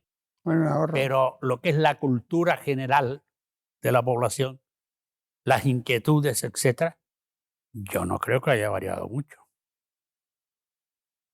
¿Tú, Roberto? Estoy de acuerdo. ¿Estás de acuerdo? Con matices, pero de acuerdo, sí. Siempre hay cierta irradiación térmica, por así decirlo, de la universidad. O sea, hay acciones universitarias que no llegan a todo el mundo, pero llegan a una parte que antes ni siquiera llegaban a ellas, como es el caso de muchas de las actividades universitarias e incluso muchas de los comportamientos. El problema está en que ha habido un cambio genérico de comportamiento muy global en toda la sociedad. Entonces, el cambio de comportamiento que en nuestra época se reflejaba por el hecho de que universitarios que habían estado todo un curso estudiando en la universidad llegaran a un pueblo, se notaba. Entonces, esa influencia es la que nosotros deseábamos para Canellas. Que al tener la universidad aquí, los universitarios que nosotros teníamos todo el año dentro de nuestra universidad, a irse, desparramarse, dejaran sentir la clase.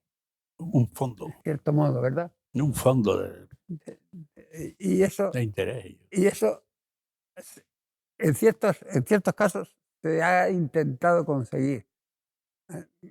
Inventaron las cuestiones estas de universidades de verano, aquí, allá y acullá, pero muchas de ellas eran solamente shows. No, y la universidad de la tercera edad está haciendo una Sí. labor, pero es por eso digo, son labores limitadas, pero en la población en general. En la población general, es que la población general solo la puedes modificar a partir de los jóvenes. Claro. Tú no puedes ir a los viejos a cambiarles Claro. la vida. Entonces tienes que coger a los jóvenes, a los que tenemos Sí. aquí en la universidad, e imbuirles el espíritu ese de que cuando vuelvan a su entorno, en su casa, que en su casa den esa sensación de que son universitarios. Pero eso, eso se enseña en la universidad. no, No se eso es lo enseña. que te iba a decir. Eso viene de más abajo, que también necesita muchos cambios. Y, hombre, la enseñanza primaria no es- Eso es donde necesita muchos cambios. Es decir, cuando llega a la universidad, las personas tendrían que estar preparados de otra manera. Eso De estoy de otra acuerdo. manera. Pero cuando salen de la universidad también. No, por supuesto. Tarde Pero o que temprano, como decía mi- es muy difícil cambiar, que digo yo, el cómo se coge el tenedor o se corta la carne, por un ejemplo, si no lo ha aprendido en su casa o no se lo han enseñado en el colegio. Colegio mayor. A eso nos referimos. La universidad tiene un papel importante en la dispersión de la sociedad, porque son los estudiantes los que tienen que dispersar la universidad. Y eso hay que imbuir en el alumnado la conciencia de que si la universidad no mejora la sociedad, es por ellos. Ellos son los agentes. Yo no voy a estar de pueblo en pueblo. Ellos van. Ellos son los predicadores. Ok. Yo tengo una última pregunta, pero ustedes pueden hablar todo lo más que quieran. No quiero Hombre, si me cortarles ni invitas a mucho cenar, menos. Es que tengo mucho calor. Pero tengo una última pregunta y es saber si ustedes se consideran reconocidos. Que si todo lo que trabajaron por la universidad, por sus alumnos, por la medicina, por la robótica, por los años en los hospitales, los años haciendo investigación, pasado el tiempo, ¿se consideran reconocidos Yo me o no? siento muy reconocido y satisfecho del reconocimiento que realmente veo que puedo tener y al cual jamás soñé. En principio yo estaba destinado a pescar, a ser un barquero en Mogán. Y sin embargo, Bueno, tampoco te lo planteaste en aquel momento. no me lo planteé, me lo ha dado la vida, me lo he ido dando, Mm. muchas veces sin yo querer. Pero luego, viendo las cosas y viendo el aprecio de determinadas personas y tal, yo me siento muy agradecido tanto a la universidad como a la profesión médica que he ejercido. A pesar de pequeñas jugarretas, por llamarlas con Pero una mira, palabra que no empieza por P. eso viene ya de por sí. Siempre hay, no lo puedes tener todo. Eso viene en Es el decir, menú. claro, no puedes pretender que todos te quieran, es imposible. Está en el menú. Ni Haber tampoco leído lo el pretendo. menú. ¿Y tú, Roberto, te sientes reconocido? Pues, ¿qué quieres que te diga? Por ahora me siento satisfecho de que Mi esposa me reconoce todavía. ¿Sabe quién soy? Es una cosa. Cuando era joven, hay dos cosas. Perdone. Toma un poquito de agua. Que tengo una flema aquí, doctor, que no se me quita. Pero Hacemos una voy a consulta. aprovechar y hacer una pequeña Hacemos consulta. una pequeña consulta ahora. Consulta, sí. ¿Cuántas consultas te hicieron en los pasillos de la universidad? De me duele aquí, me duele allí. Muchísimas, pero no solo en la universidad. En el muelle de Mogán o en la cofradía, yo he pinchado rodillas, he diagnosticado cosas, he hecho partos en Mogán de joven. Ya no me atrevería jamás. Pero en aquella época, para ir a Las Palmas eran 3 horas.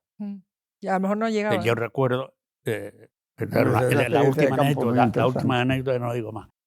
Estaba haciendo la mili, al terminar la carrera, el primer año, todavía no tenía mucha práctica, casi no había empezado a trabajar, y tocan de madrugada en mi casa, y está su hija ahí, sí, dice, mire, es que fulanita está de parto y tal, en la Puesteragua, eso está a 2,5 kilómetros de la playa.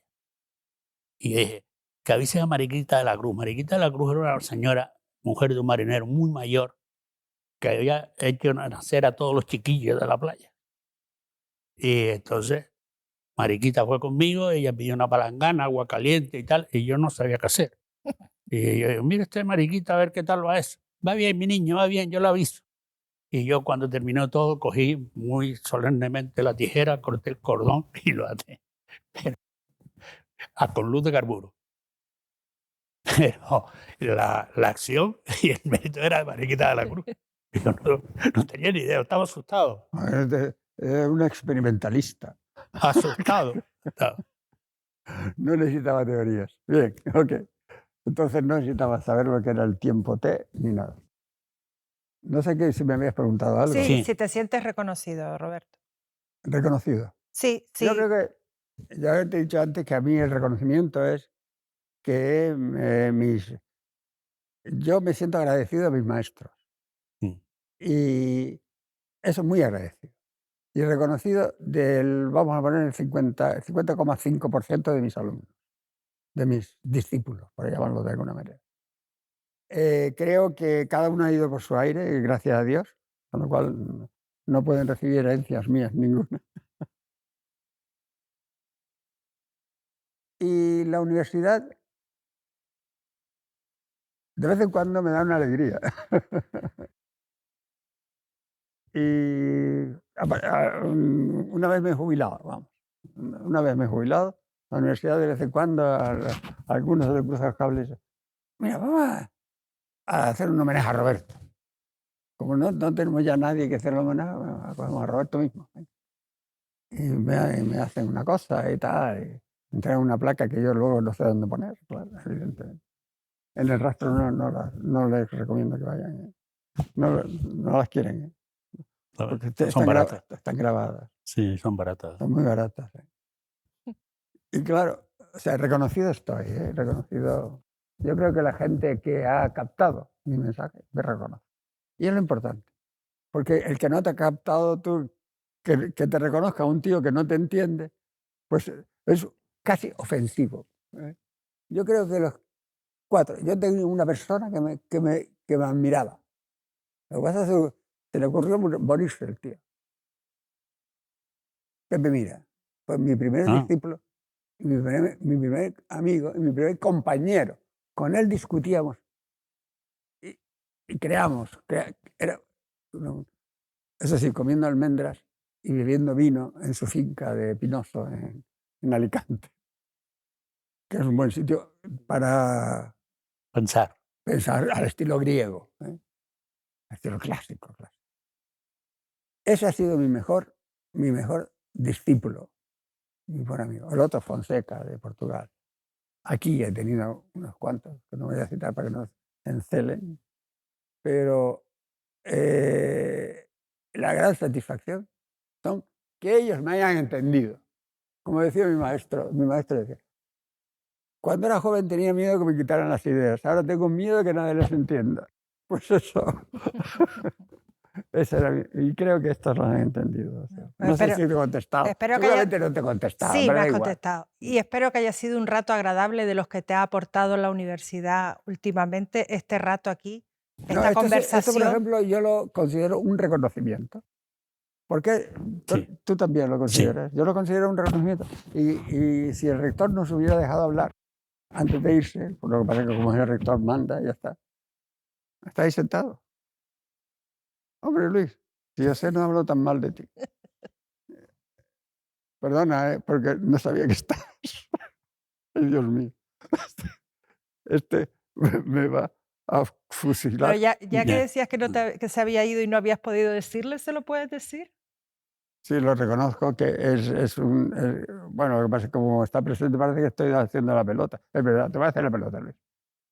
Es una de las personas que directamente, simplemente estudiando mi historial, sin tener ningún contacto conmigo, sino a través de lo que dicen los amigos, la primera vez que tenemos una relación, me dice, Roberto, tú eres un referente de esta universidad. Eso para mí es uno de los piropos más bonitos que me han dicho nunca. Y perdona que no haya sido una mujer que me lo ha dicho, pero sí, ¿qué le voy a hacer? Pero no está de mal ver, ¿eh? Tampoco él está de mal ver. No, todo lo contrario. Yo intento pintar un cuadro y espero que siga siendo amigo mío después de ello. Bueno, pues si quieren añadir algo más, y si no, terminamos la conversación. Gracias al rector, a su equipo y al equipo y a la idea de publicación, todo el grupo de publicaciones. Aquí la cosa clara, la idea ha tenido el vicerrector de Cultura que se la comunicó al rector y el rector le dio el visto bueno. ¿A que sí? Ya está. Eres generoso, Luis. Pues eso. Ha sido una oportunidad porque yo lo paso muy mal delante de las cámaras toda la vida. Pero ha sido una tarde agradable, charlando aquí con mi amigo. Como no, dos ancianos venerables ya casi. Antiguos, no ancianos. Pero venerables, antiguos. Antiguos, todo lo antiguo es venerable. Pues y muchas gracias por ello. Muchísimas gracias. Ya, porque tu paciencia es... El infinito no existe, el infinito es otro invento. Y para mí ha sido el grandísimo placer de estar con ustedes. O sea, yo aprendo de cada palabra que ustedes dicen. Hostias. Así que muchas gracias. Muchas gracias.